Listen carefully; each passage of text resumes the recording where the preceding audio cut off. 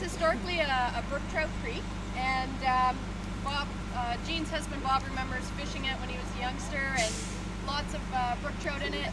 A farmer came in with some cattle, he was leasing the land, and he just didn't know proper practices. The cattle destroyed all the vegetation along the shoreline and eroded all the banks by going in and getting drinks. So all that sediment got washed downstream, and it widened the creek. When it widened the creek, the level of the water reduced, so that it was very, very shallow. It covers all the rock, and the other thing about the rock is that's where the invertebrates are. If you flip these rocks over, you'll see it just crawling with life, and that's the first things in the food chain that are needed for the rest of life. Okay? We put in a bunch of weeping weirs throughout this whole system. It held back the water and created deeper depth with an opening in the middle. But the water was so shallow, the fish wouldn't be able to make it up. So we were using some of those boulders right here on the property to stabilize the shoreline. Further up, we had some of the stewardship rangers putting in some spawning gravel into some of the sites. We planted about 2,000 trees just about 2 weeks ago. Here, source water protection.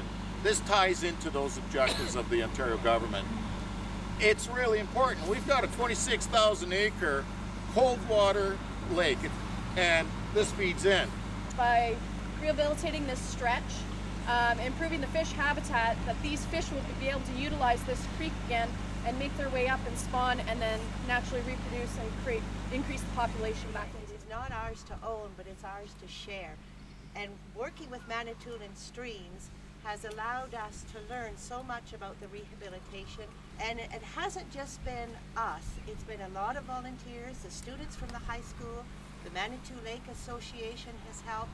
So it becomes really a project of the community of Manitoulin.